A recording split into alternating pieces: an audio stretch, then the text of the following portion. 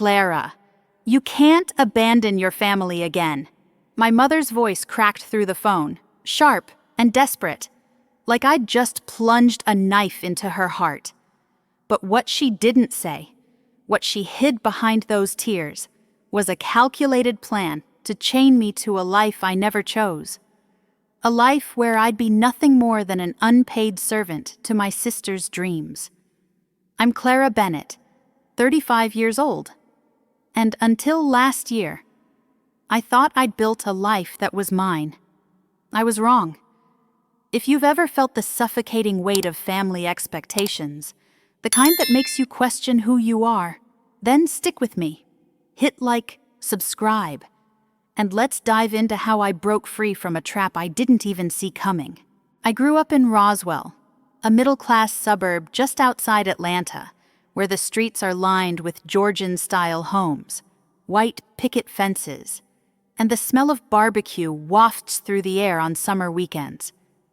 From the outside, our house was picture-perfect red brick wraparound porch, and a front yard that won the neighborhood's Best Lawn Award 3 years running. My parents, Evelyn and Robert Bennett, played the part of the ideal American family, hosting 4th of July cookouts and decorating for Christmas like it was an Olympic sport. But inside those walls, it was a different story. The weight of being the responsible one pressed down on me from the moment I could tie my own shoes. I was the older daughter, born to carry the load.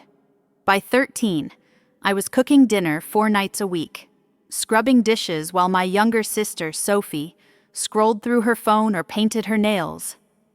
If I dared complain, Mom would tilt her head, her voice syrupy sweet, and say, "Clara, you're just better at responsibility. It's your gift." A gift. It felt more like a curse. Sophie, 5 years younger, was the golden child free to break rules, skip chores, and charm her way out of consequences. When she crashed her bike into a neighbor's mailbox, it was kids being kids. When I forgot to take out the trash once, I was setting a bad example. The unfairness stung, but I swallowed it year after year, because that's what good daughters do, right? Our home was a stage, and I was cast as the dutiful one, always performing. By 16, I was juggling a 4.0 GPA, a part-time job at a local coffee shop, and dreams of escaping to a life where I could make my own choices. Sophie, she flitted through dance classes and mall trips, her mistakes cushioned by Mom and Dad's endless forgiveness. They paid for her private piano lessons, while I got practical gifts, a used laptop for school, a blazer for job interviews.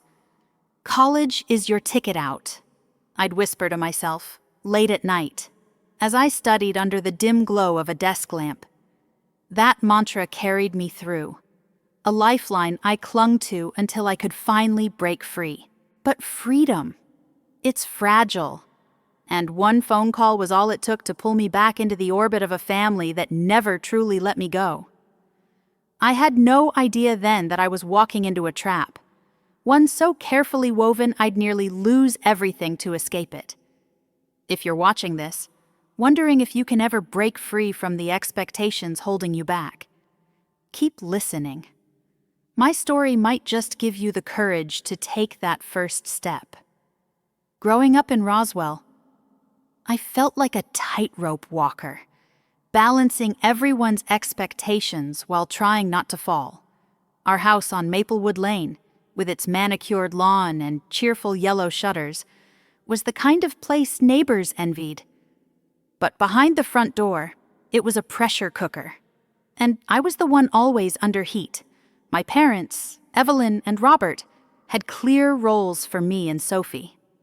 She was the free spirit, the one who could do no wrong. Me, I was the anchor, the one who kept the family ship steady, even if it meant tying myself to the mast. By 12, I was the family's unofficial chef, prepping casseroles and pot roasts 4 nights a week. The kitchen smelled of garlic and onions. But it wasn't cozy, it was my battlefield. I'd stand at the stove, stirring gravy, while Sophie lounged on the couch, giggling at her phone. If I asked why she didn't help, Mom's voice would float in, soft but firm. Clara, you're just so good at this. Sophie's still learning. Learning, she was 10, not a toddler. But I bit my tongue, because arguing felt like shouting into a void. Dad would nod from his recliner, saying, "Teamwork makes the dream work, Clara," as if my sweat was the only teamwork that mattered. The unfairness wasn't just chores. Sophie got private piano lessons at a fancy music school downtown, her fingers dancing over keys while I watched from the sidelines. Her birthday parties were blowouts, bounce houses, catering, the works. Me. I got a cake from Kroger and a practical gift, like a graphing calculator or a pair of sensible shoes. When I asked for art classes, my secret dream to paint landscapes that captured the Georgia sunsets. Mom laughed. Art's a hobby. Clara, not a future. You're too smart for that. My heart sank, but I tucked the dream away, burying it under straight A's and a college savings account I built myself. High school was a blur of responsibility. I worked weekends at Brood Awakening, a coffee shop off Roswell Road, saving every penny for college. My grades were perfect, not because I was a genius, but because failure wasn't an option. Meanwhile, Sophie flunked algebra and got a new tutor, no questions asked. She'd roll her eyes when I studied late, saying, "God, Clara, live a little." Live. I didn't know what that meant. I was too busy surviving, dreaming of a life where I could choose my own path, not the one my parents paved for me. Looking back, I see it clearly now. I was raised to be a caretaker, not a dreamer. My family's love came with strings, each one tied to a duty I didn't choose. I was their safety net, their problem solver, their good girl. But deep down, I longed to break free, to paint my own life in colors they couldn't control. That longing kept me going, even when the weight of their expectations felt like it would crush me. If you've ever felt like your family's dreams are drowning yours, you're not alone. I was there too, and I promise, there's a way out. Seattle was my first taste of freedom, a city where the air smelled of pine and possibility. After high school, I landed a partial scholarship to the University of Washington, packing my bags and leaving Roswell's suffocating expectations behind. Those 4 years were like breathing for the first time, choosing my classes, staying up late with friends, painting in my dorm room without anyone calling it a waste of time. I majored in interior design, a compromise between my love for art and my parents' demand for something practical. But in Seattle, it felt like a dream I'd chosen, not one forced on me. By 35, I'd built a life that was undeniably mine. My apartment in Belltown overlooked Puget Sound, its floor-to-ceiling windows catching the sunset's golden glow. I'd sip coffee on my balcony, watching ferries glide across the water, and feel alive. My job at Haven Design, a boutique firm, was demanding but thrilling. I crafted interiors for high-end hotels and cozy cafes, turning spaces into stories. My portfolio grew, earning me a reputation as the designer who could make any room feel like home. For once, my hard work wasn't for someone else's approval, it was for me. My friends in Seattle were my chosen family. There was Emily, my college roommate, who'd drag me to karaoke nights and laugh when I butchered Whitney Houston. Or Marcus, a colleague who respected my boundaries and never pushed when I said no to after-work drinks.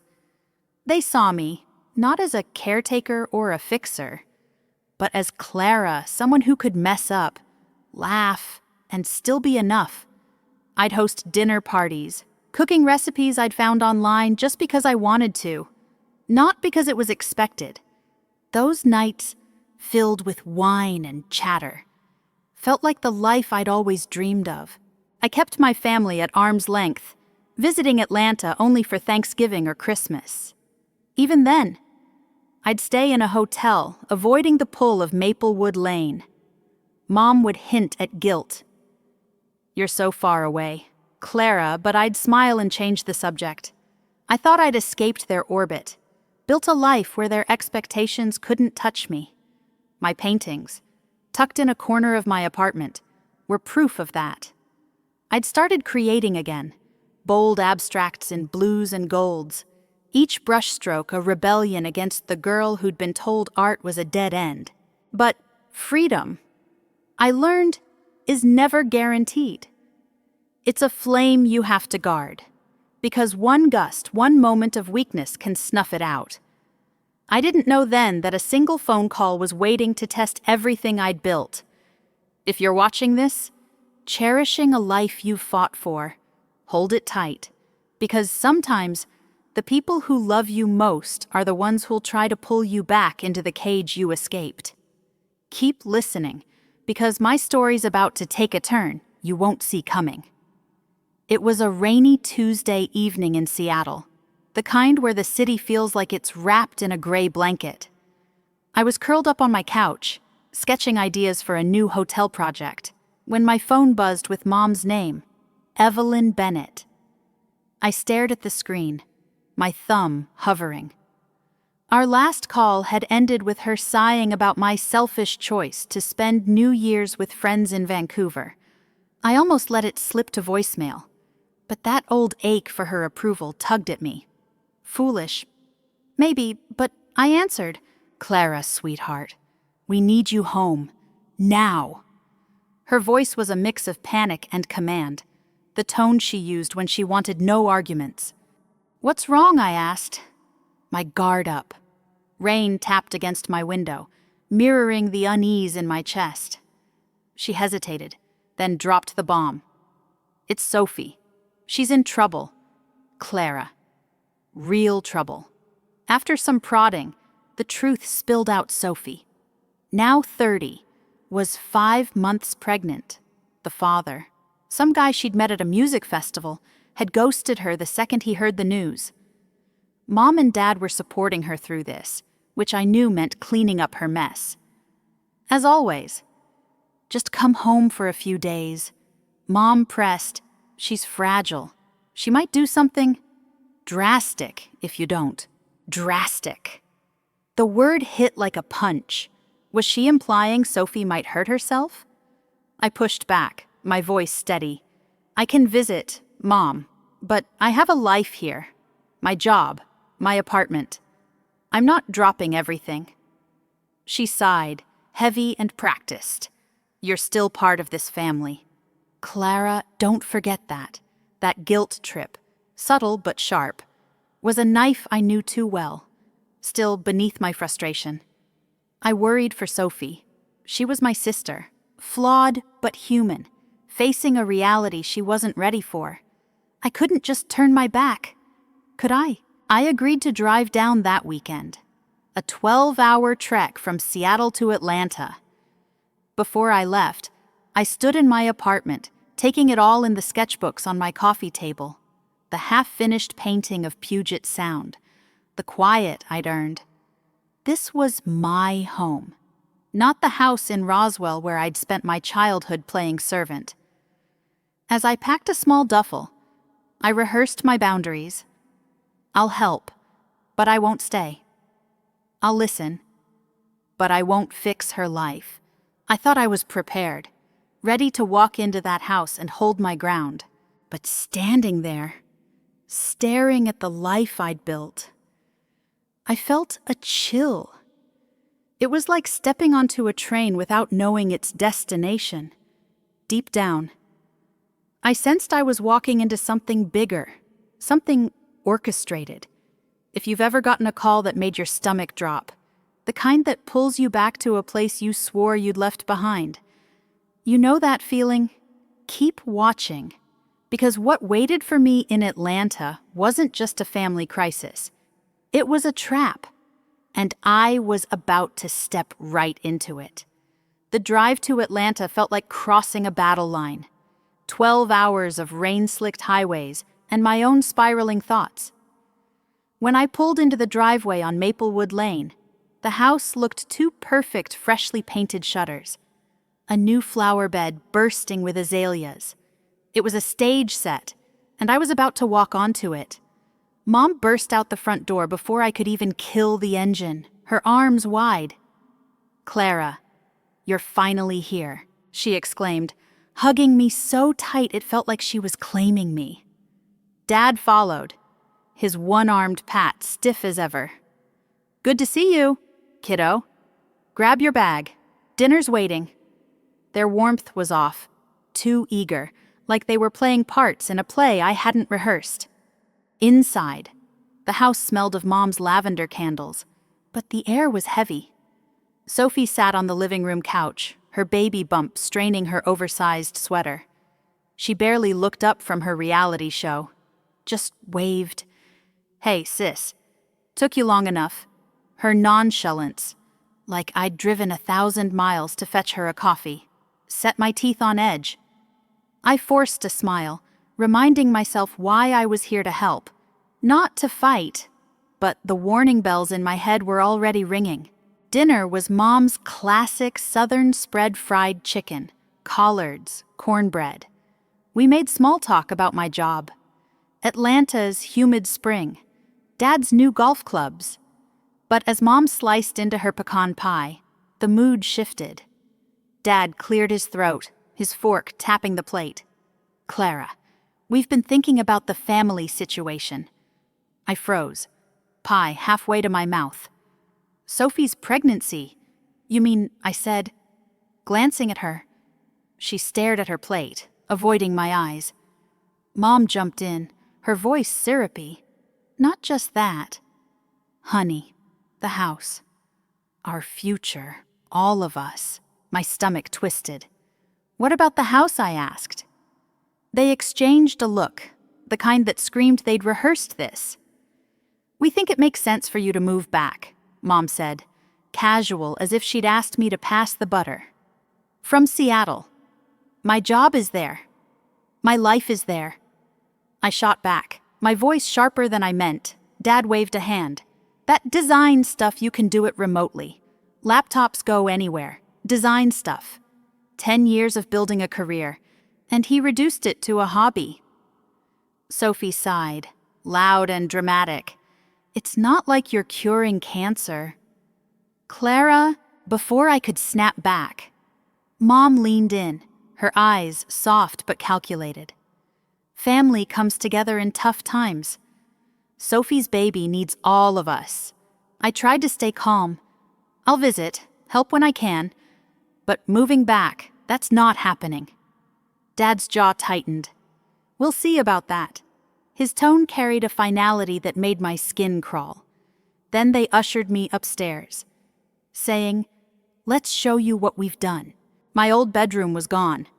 Where my bed once stood was a crib, painted mint green. My desk, replaced by a changing table. The walls, once covered in my teenage sketches, were now a soft lavender with teddy bear decals.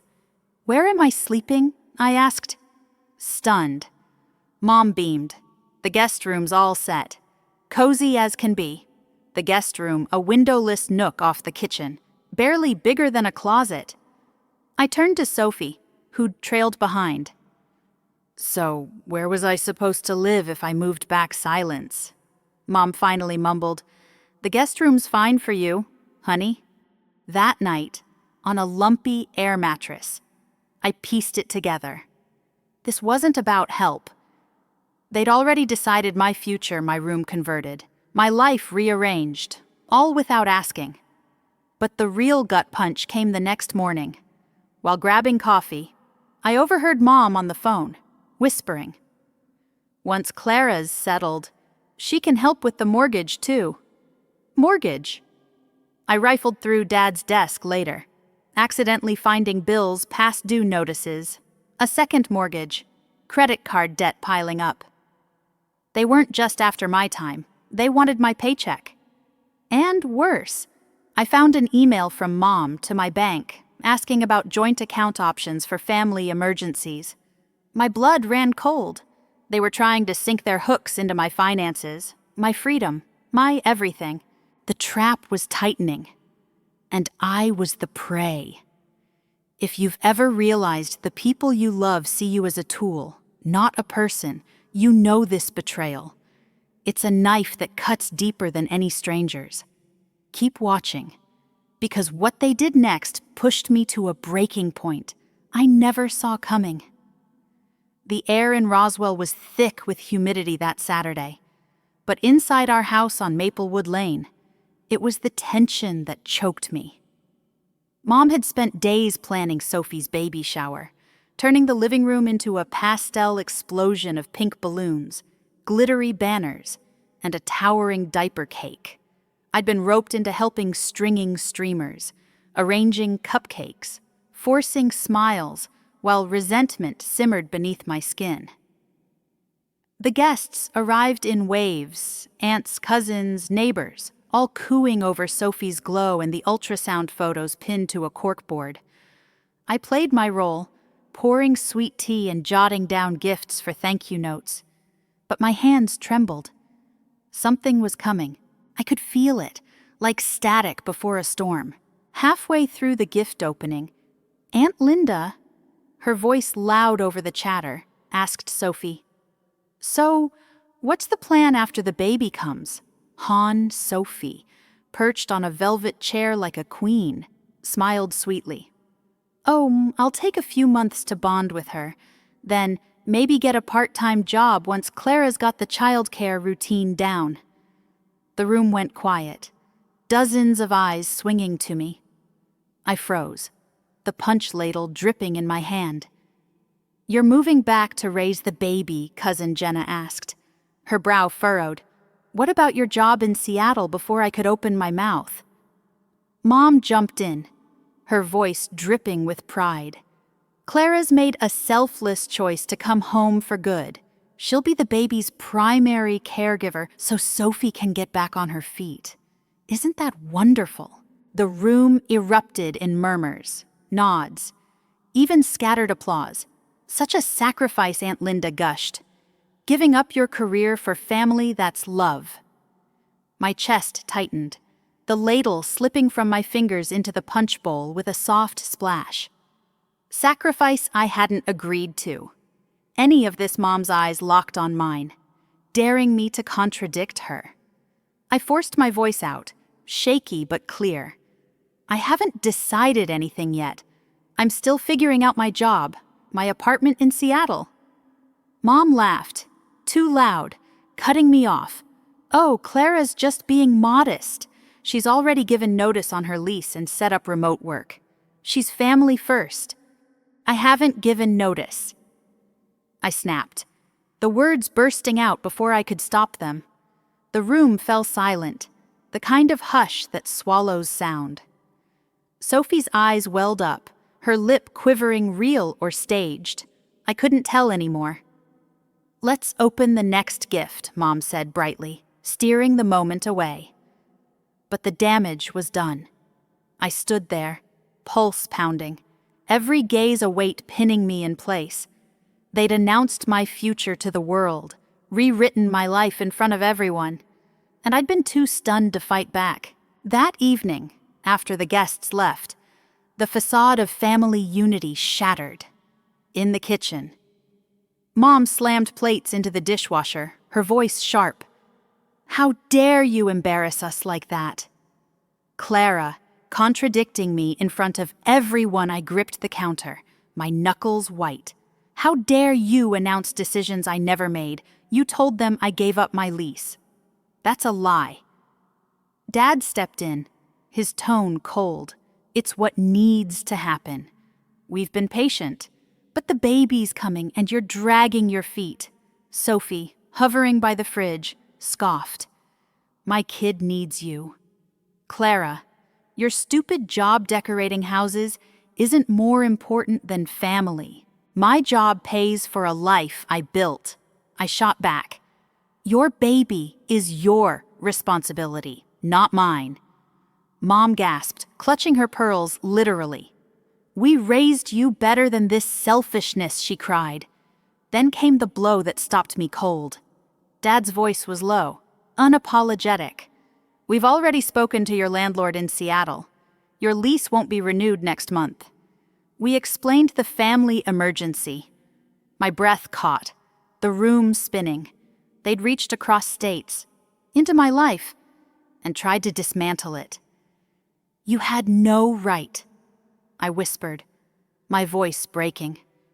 Mom's eyes softened, but her words were steel. "We did what was best." Sometimes you need a push to do the right thing. In that moment, their faces, Mom's fake tears, Dad's stern jaw. Sophie's entitled glare became a mirror reflecting decades of control. They didn't see me as Clara, the woman with dreams and a career. I was a tool, a solution to their problems, nothing more. Something snapped inside me, not with a roar, but with a quiet, icy clarity. I nodded, swallowing my rage. "I understand," I said, my voice calm, too calm. They relaxed, thinking they'd won. But they'd made a fatal mistake. They'd pushed me too far, and I was done playing their game. If you've ever stood in a room full of people who love you but don't see you, you know this pain. It's a betrayal that cuts to the bone. Keep watching, because what I did next was the moment everything changed. That night, in the suffocating darkness of the guest room, I lay on the creaky air mattress, my mind racing. The walls of the house on Maplewood Lane felt like they were closing in. Each creak of the floorboards a reminder of the trap my family had set. Mom's words. Dad's betrayal. Sophie's entitlement, they echoed in my head. But they didn't break me. They lit a fire. I wasn't their puppet anymore. I was Clara Bennett, and I was getting out. By morning, I had a plan, sharp and precise, like the blueprints I drafted for work. Every step had to be perfect, because one slip could drag me back into their web. I started with my lifeline, my job. At 2 a.m., I opened my laptop, angling it away from the door, and emailed my boss, Laura, at Haven Design, subject line, "Urgent Personal Crisis." I requested a confidential video call at dawn using a new email account I created on my phone, one my family couldn't trace. Next, I checked my bank accounts, heart pounding as I confirmed they hadn't gotten access yet. I transferred most of my savings to a new account at a national bank with no branches in Atlanta, leaving just enough in my old account to avoid suspicion.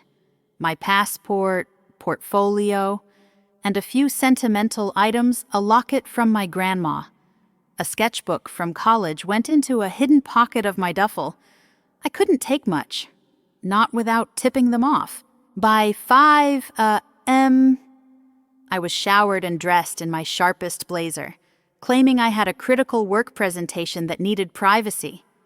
Mom, bleary-eyed in her robe, "Bought it?" "Fine. Dear, just be back for lunch. I'm making chicken salad," she said, her smile smug, like she thought I was falling in line. Wouldn't miss it. I lied, the words bitter on my tongue. I drove to a coffee shop in downtown Roswell, the kind with exposed brick and baristas who didn't care about your drama. There, I connected with Laura over a secure video call. Her face, usually warm, hardened as I laid it out the nursery, the lease interference, the financial snooping. "Clara, this isn't normal. It's control," she said, her voice steady. "You need out. Now." I swallowed hard, fighting tears. I can't lose this job. "Laura, it's all I have." Her response was a lifeline. "We're opening a Portland office. Smaller, but growing. You could lead it. We'll cover temporary housing while you settle. Portland, 1,000 miles from Atlanta. A fresh start they'd never suspect. "I'm in," I said, relief flooding me. Laura promised HR would send contracts to my new email. No questions asked. Step 1, secured. Next, I called Emily, my best friend from college, now living in Boise. "I need a favor, and it's big." I said, my voice low, absolute secrecy.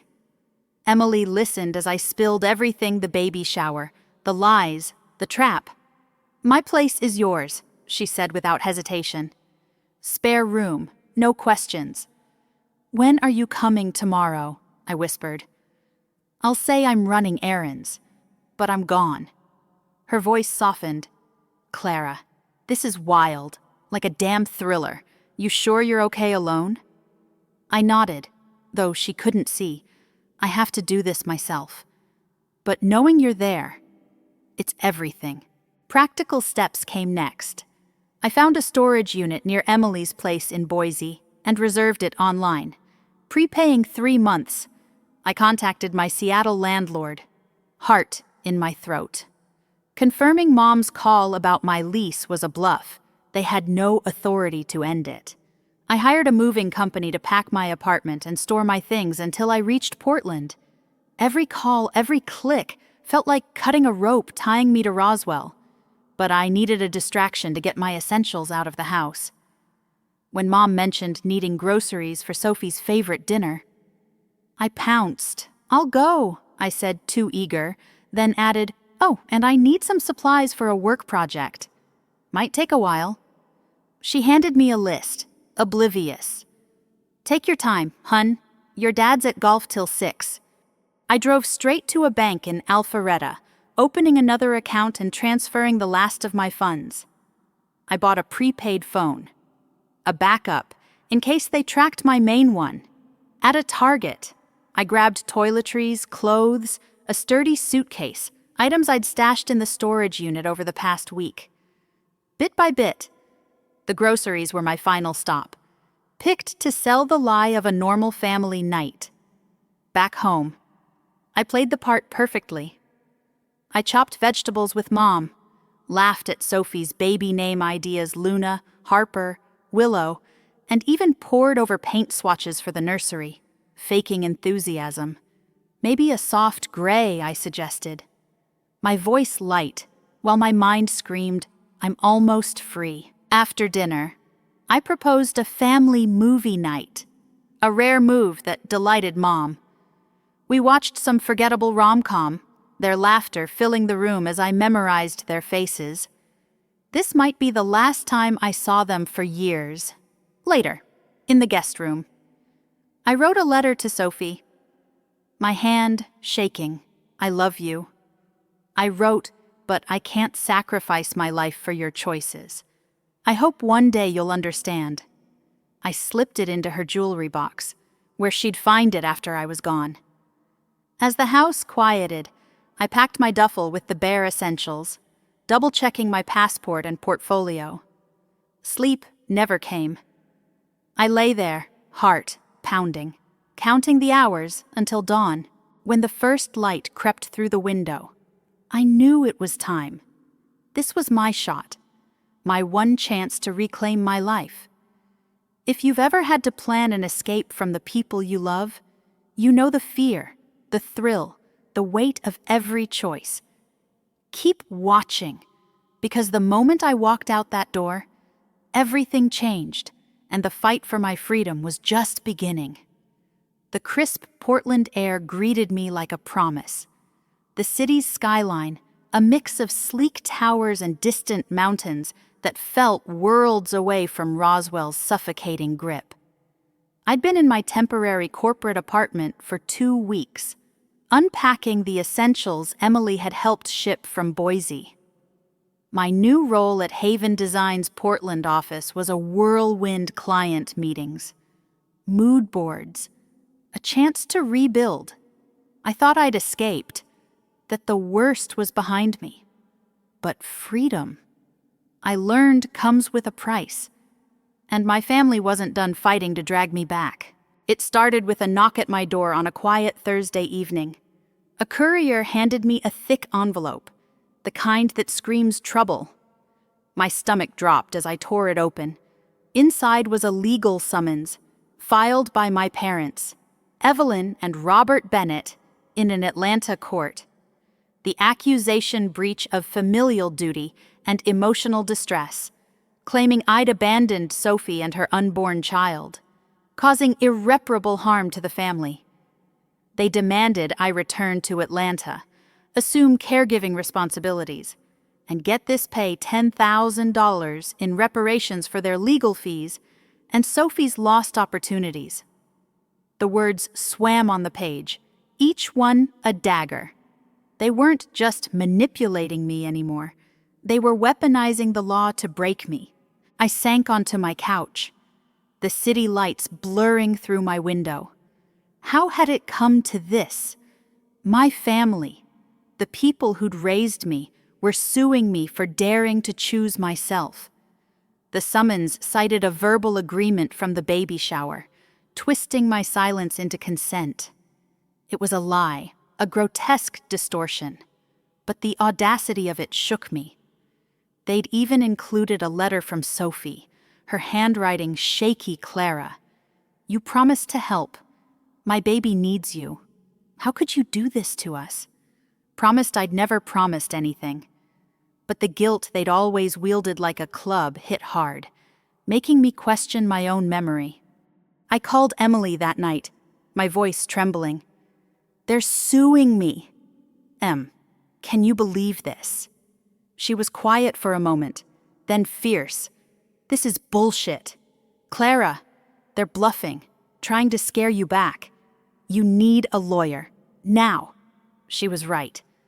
The next morning, I found Sarah Coleman, a Portland attorney specializing in family disputes. Her office, all clean lines and warm wood, felt like a safe haven. I laid out everything: the nursery, the lease interference, the baby shower ambush. Sarah's eyes narrowed as she read the summons. "This is coercive control dressed up as a lawsuit," she said. "It's flimsy, but it's harassment. We'll shut it down." Sarah drafted a cease and desist letter, a legal sledgehammer that outlined their actions: the unauthorized landlord contact, the financial snooping, the public defamation at the shower. It warned of countersuits for harassment and slander if they didn't drop the case. We sent it certified mail, along with screenshots of Mom's Facebook posts calling me unstable and Dad's texts to my Seattle colleagues claiming I'd had a breakdown. The evidence was damning, but the process drained me. Every court filing, every call with Sarah felt like reliving the betrayal. I'd wake up at 3, heart racing, imagining a judge forcing me back to Atlanta, my life unraveling. The case collapsed within weeks. The Atlanta judge dismissed it, calling it frivolous and without merit. Sarah's letter had worked. My parents backed off. Their bluff called, but the victory was bittersweet. I'd won, but at a cost. My savings took a hit from legal fees, and the emotional toll lingered like a bruise. I'd faced their final weapon and survived, but it showed me how far they'd go to keep control. My freedom wasn't just a choice anymore. It was a battle I'd have to keep fighting. If you've ever had to defend your right to live on your terms, you know this exhaustion, the kind that comes from proving you're not the villain in your own story.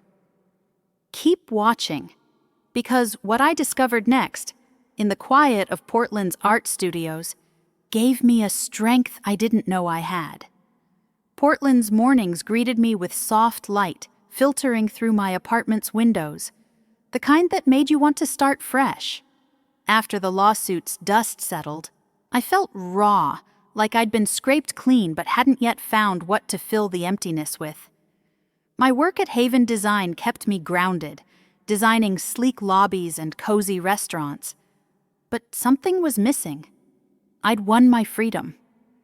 But I hadn't reclaimed the part of me Roswell had buried, the girl who dreamed of painting sunsets and storms. That changed when I stumbled across a flyer for a community art class at a studio in the Pearl District, tucked between coffee shops and bookstores. Unleash your inner artist. It read. On a whim, I signed up. The studio smelled of turpentine and possibility, its walls lined with canvases in every stage of creation. Our instructor, Mia, a woman with silver streaks in her hair and a laugh that filled the room, welcomed me like I'd always belonged. No rules here. Clara, she said, just paint what you feel.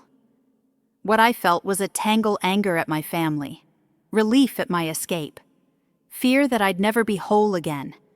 My first painting was a mess of blues and grays, jagged lines like a shattered mirror.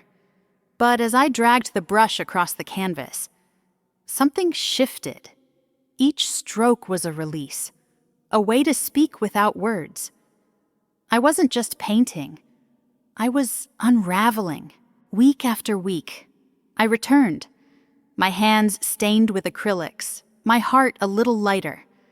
I painted the Puget Sound from my Seattle days, its waves churning with hope. I painted Roswell's azaleas, but twisted, their petals bleeding red, a nod to the pain I'd left behind. Mia noticed my work, her eyes lingering on a canvas of abstract golds and blacks, a storm breaking into light. This is powerful, Clara, she said. You've got a voice here. Her words hit deep, rekindling a dream I'd buried under years of practical choices. For the first time, I saw my art not as a hobby, but as a piece of who I was. One evening, Mia pulled me aside. We're hosting a local art show next month. I want your storm piece in it. My stomach flipped. Me. In a gallery, I hesitated, doubts creeping in Mom's voice, echoing. Art's not a future, but I said yes, a quiet act of defiance. I spent weeks refining the painting, pouring my journey into every layer: the trap in Atlanta, the lawsuit's weight, the freedom I was clawing back. When the show opened, I stood in the gallery, surrounded by strangers admiring my work. A couple bought my piece that night, saying it felt alive.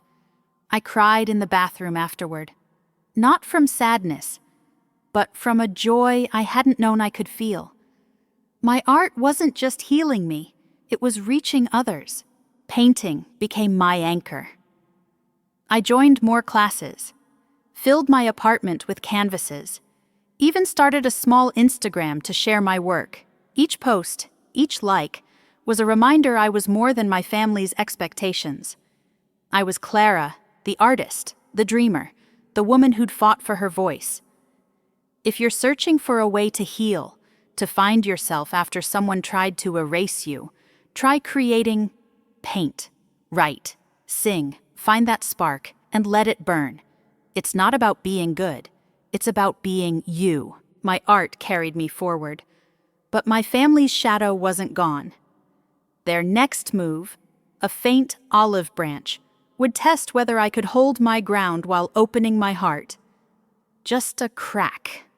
Keep watching, because what happened next showed me freedom isn't just running. It's choosing who to let back in.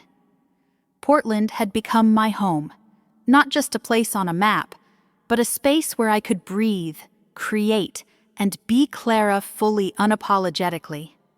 My one-bedroom apartment in the Alberta Arts District was a reflection of me, walls adorned with my paintings, a cozy nook for sketching, and a balcony where I'd sip tea and watch the city hum below. At Haven Design, I'd settled into my role leading the Portland office, crafting interiors that won awards and sparked joy. My friends, artists from the studio, colleagues who'd become family, filled my weekends with laughter, gallery hops, and late-night talks over craft beer. This was the life I'd fought for, the one I'd almost lost. But freedom doesn't mean forgetting. My family in Roswell lingered like a bruise, tender but fading.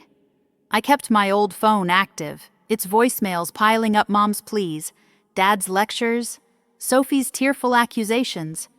I wasn't ready to listen, but I wasn't ready to cut them off forever either. Emily, my rock in Boise, monitored the messages, filtering their noise. They're still pushing the poor us narrative, she'd say, but it's losing steam. I'd nod, grateful for her, and focus on my new routine's morning jogs along the Willamette River, evening art classes, quiet moments where I felt whole. Then, 6 months after the lawsuit, a shift came. An email landed in my work inbox. The subject line, simple, from Sophie. My heart skipped, but I opened it. Clara, she wrote, parenting is hard. I get it now why you left. I was wrong to expect you to fix my life. I'm trying to be better. For my daughter. No apology, but an acknowledgement, a crack in the wall we'd built. I sat with it for days, talking it through with my therapist, Dr. Ellis. What do you want from this? She asked. I didn't want to dive back into Roswell's drama, but I didn't want a life without any family either. I replied, cautious but kind. Thanks for reaching out. Sophie, I'm glad you're finding your way. Tell me about your daughter. A door opened, just a sliver, on my terms. Over time, we exchanged short emails, updates about her daughter. Lily, or my latest design project, Mom and Dad joined in. Their messages stripped of the old manipulation, replaced by a cautious respect. Dad wrote about his garden. Mom shared recipes. I kept my boundaries firm. No visits to Roswell. No long calls. Just digital threads to a family I could love without losing myself. Last month, Sophie sent a photo of Lily, 3 years old, with her curly hair and a smile that mirrored Sophie's. She loves drawing, like you, Sophie wrote. I smiled, picturing a future where I might teach my niece to paint, but only when I was ready. My escape wasn't just about leaving. It was about learning who I am when no one's pulling my strings. And here's what I want you to take away, because these lessons changed everything for me. First, set boundaries. Write down what you won't tolerate, whether it's unpaid labor or emotional guilt, and stick to it like it's your lifeline. Second, find your people. Friends like Emily, mentors like Laura, or even a therapist can be the safety net your family might not offer. Third, feed your passion. For me, it was painting, but for you, it might be writing, running, or building something with your hands. It's not about success, it's about joy. And finally, don't fear the fight. If your family, like mine, uses threats or lawsuits to control you, get a lawyer, stand your ground, and know your rights. You're not alone, and you're stronger than you think. I'm standing on my balcony now, the Portland skyline glowing under a pink sunset. This life, my art, my work, my chosen family is mine because I chose me. If my story resonates, if you've ever felt trapped by the ones who love you, share your experience in the comments. How did you set boundaries? What did you fight for? Hit like, subscribe, and let's keep this conversation going, because your dreams, your time, your freedom, they matter, and no one, not even family, gets to take that away. Thank you for listening to my journey. Here's to yours.